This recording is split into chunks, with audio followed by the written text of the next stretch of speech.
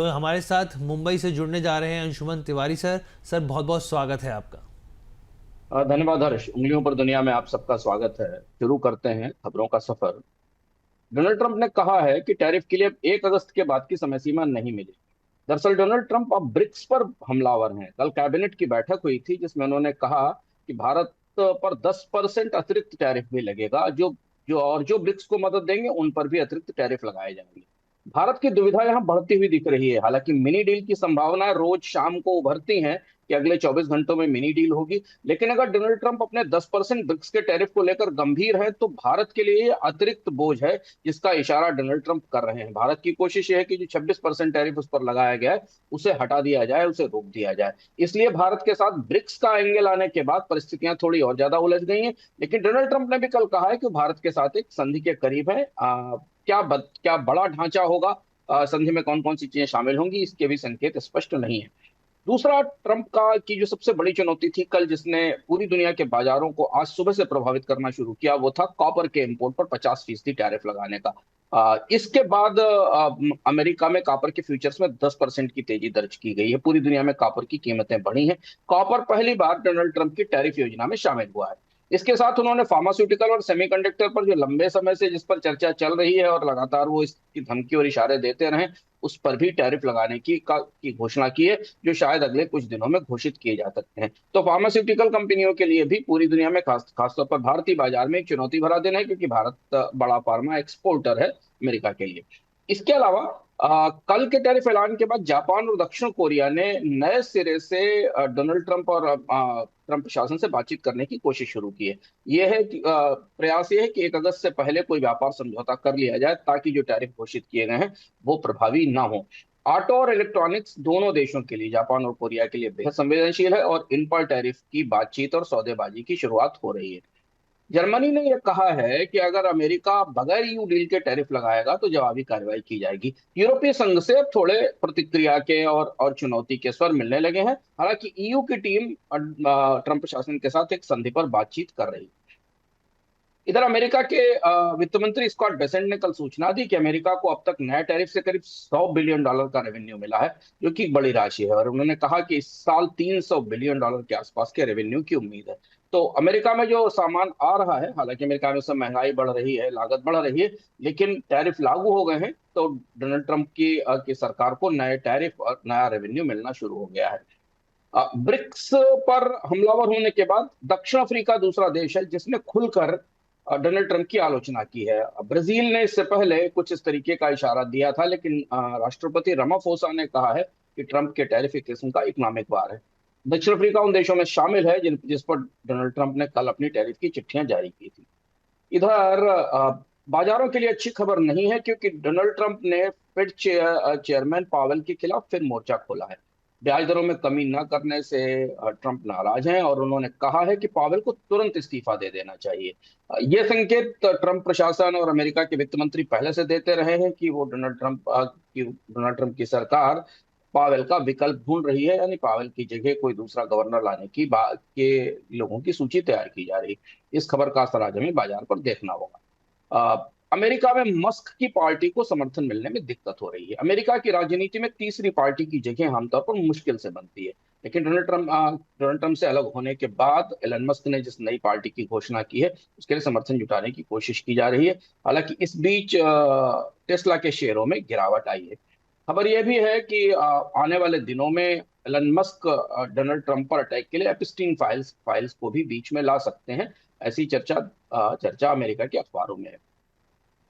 Trump और Netanyahu की बातचीत के बाद गाजा से विस्थापन का प्लान फिर सुर्खियों में आ गया है। दोनों नेताओं ने इसके संकेत दिए, लेकिन इसका कोई ब्यौरा नहीं दिया गया है।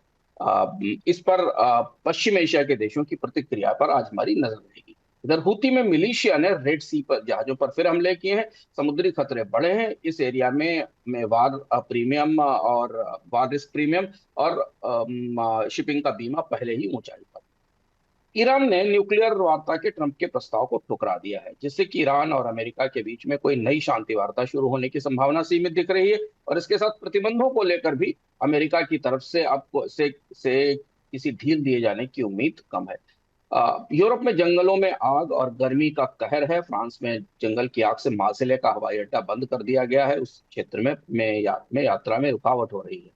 इधर एक महत्वपूर्ण घटना अगर भारत के पड़ोस से आया। म्यांमार में विद्रोही समूहों ने चीन के रेयर अर्थ शिपमेंट रोक दिए हैं। भामो शहर म्यांमार का एक शहर है, भामो एक टाउन है जो रेयर अर्थ की सप्लाई की दृष्टि से बेहद संवेदनशील और महत्वपूर्ण माना जाता है। यहाँ का रेयर अर्थ निकालकर प्रोसेसिंग के लिए चीन भेजा जाता है। यहाँ पर विद्रोही मिलिशिया सक्रिय है जो म्यांमार की जो आधिकारिक सेना है उसके साथ जंग कर रहा है। और इस मामले में चीन ने कहा है कि अगर विद्रोही नहीं हटे तो वो यहां से आयात बंद कर देगा, जिसका असर म्यांमार की अर्थव्यवस्था पर पड़ेगा। कुछ बड़े और महत्वपूर्ण आंकड़े आए जिन आंकड़ों का असर आज हमें बाजारों पर दिखेगा। अमेरिका में उपभोक्ताओं का इन्फ्लेशन एक्सपेक्टेशन इंडेक्स 5 महीने के निचले स्तर पर है। बाजार के लिए अच्छी खबर है क्योंकि अब उपभोक्ताओं को उम्मीद है कि महंगाई में ज्यादा बढ़ोतरी नहीं होगी। हालांकि टैरिफ का असर अभी पूरी तरह समझा जाना बाकी है। इधर अमेरिका में 10 वर्ष की बॉन्ड यील्ड मध्य जून के बाद सबसे ऊंचे स्तर पर है। इटली और फ्रांस की बॉन्ड यील्ड भी 5 और 2 महीने के उच्चतम स्तर पर दिख रही है। जर्मनी के निर्यात में करीब 1.2% की गिरावट आई है। मैन्युफैक्चरिंग सेक्टर में सुस्ती के संकेत दिख रहे हैं। चीन से 3 महत्वपूर्ण आंकड़े आए और तीनों आंकड़े आज एशियाई बाजारों के लिए और दुनिया के बाजारों के लिए समझना महत्वपूर्ण है। चीन में जून में ऑटो सेल्स करीब 8% बढ़ी है। इलेक्ट्रिक वाहनों की मांग तेज हुई है। चीन की ऑटो इंडस्ट्री जो पिछले 6 महीने से संकट में थी, वाहन नहीं बिक रहे थे, डिस्काउंट देने पड़ रहे थे, वहां से ये एक अच्छी खबर है कि चीन में ऑटो वाहनों की बिक्री वापस लौट रही है। चीन में उपभोक्ता महंगाई 5 महीने में पहली बार बढ़ी है। लेकिन इस खबर की दूसरी खबर यह है कि चीन की जो फैक्ट्री गेट डिफ्लेशन है वो 2 साल के सबसे खराब स्थिति में पहुंच गई है। यानी चीन में उपभोक्ता स्तर पर तो थोड़ी थोड़ी कीमतें बढ़ रही हैं, पर फैक्ट्री स्तर पर जहां से उत्पादन निकल कर आ रहा है वहां कीमतों में जबरदस्त कटौती करनी पड़ रही है। डिफ्लेशन की स्थिति है और इसकी वजह ट्रेड वार है जिसका असर चीन की अर्थव्यवस्था पर लगातार पड़ रहा है। ये खबर आज पूरे दिन एशिया के बाजारों में कमोडिटी में बाजारों के लिए, एनर्जी बाजारों के लिए महत्वपूर्ण रहेगी। कमोडिटी बाजार की तरफ चलते हैं। सितंबर में ओपेक ने उत्पादन बढ़ाने का संकेत दिया था। इसके बाद भी कच्चे तेल में मजबूती दिख रही है। बाजार को दरअसल गर्मी के मौसम में एशिया से अच्छी मांग की उम्मीद है। ब्रेंट करीब $70 के आसपास है। इंडियन बास्केट का क्रूड भी करीब $70 के आसपास दिख रहा है। चीन में डिफ्लेशन की खबर से कच्चे तेल की कीमतों पर थोड़ा बहुत दबाव बनता दिख सकता है। जैसा शुरुआत में हमने बताया कि ट्रंप के फैसले के बाद कॉपर के दामों में तेजी आई है। फ्यूचर्स बढ़त पर दिखाए पर हैं। सोने चांदी में हल्की नरमी दिख रही है। अमेरिका के क्रिप्टो बाजार से 2 बड़े अपडेट हैं। अमेरिका के क्रिप्टो बाजार की एक कंपनी है रिजर्व वन, जिसको कि पुराने क्रिप्टो निवेशकों का समर्थन हासिल है। इसने नेस्डेक में लिस्टिंग के लिए $1 बिलियन जुटाने की तैयारी की है। ये कंपनी इंस्टीट्यूशनल क्रिप्टो एसेट्स का प्रबंधन करेगी। कल हमने आपको बताया भी था कि अमेरिका में सिक्योरिटी एक्सचेंज कमीशन ने क्रिप्टो ईटीएफ के लिए नए नियमों का मसौदा जारी किया है। पारदर्शिता और डिस्क्लोजर के नए नॉर्म्स तय किए हैं और इसके बाद इस स्पेस में तेजी से नई कंपनियां आ रही हैं। एक दिलचस्प खबर अमेरिका से ट्रंप के हवाले से। अमेरिका में ट्रंप की मीडिया कंपनी ट्रंप मीडिया ने ब्लू चिप क्रिप्टो ईटीएफ के लिए अमेरिका के सिक्योरिटी एक्सचेंज कमीशन से मंजूरी मांगी है। कॉर्पोरेट कंपनियों में आज 2 महत्वपूर्ण अपडेट हैं। बोइंग ने दूसरी तिमाही में अपनी डिलीवरी बढ़ाई है। विमानों की करीब 35% से ज्यादा डिलीवरी दी है, जो माना जा रहा है कि अंतर्राष्ट्रीय एविएशन सेक्टर में बढ़ोतरी का संकेत है। एयरबस थोड़ा पीछे रह गया है। इधर अमेरिका में मेटा ने अपने आर्टिफिशियल इंटेलिजेंस कार्यक्रम को तेजी देने के लिए सिलिकॉन वैली में जो अपनी प्रतिद्वंदी फर्में हैं उनसे कोचिंग शुरू की है। उनसे जो टैलेंट है उसे अपने तरफ लेना या उनको हायर करना शुरू किया है। भारत से 2-3 खबरें महत्वपूर्ण हैं। भारत में इंडिगो ने यह संकेत दिया है कि वो लंबी दूरी की उड़ानों के लिए करीब 50 के आसपास A350 एयरबस का ऑर्डर देगा। शेयर बाजार में आज इस पर प्रतिक्रिया हो सकती है। एफएटीएफ ने सरकार से कहा है कि भारत का जो ऑनलाइन पेमेंट सिस्टम है वो आतंकी फंडिंग में इस्तेमाल हो रहा है। इसलिए आने वाले दिनों में ऑनलाइन पेमेंट्स पर के सिस्टम को लेकर सुरक्षा के कुछ नए उपाय घोषित किए जा सकते हैं। रिजल्ट का सीजन शुरू हो गया है। जून तिमाही में भारतीय कंपनियों की कमाई में बढ़त दहाई के अंत में पहुंचने की संभावना नहीं है। अलग अलग ब्रोकरेजेस के अनुमान हमारे पास आए हैं जो बता रहे हैं कि निफ्टी 50 कंपनियों का साझा नेट प्रॉफिट करीब करीब 4.6% बढ़ेगा, जो बीती तिमाही से पिछली तिमाही से मामूली तौर पर ही बेहतर होगा।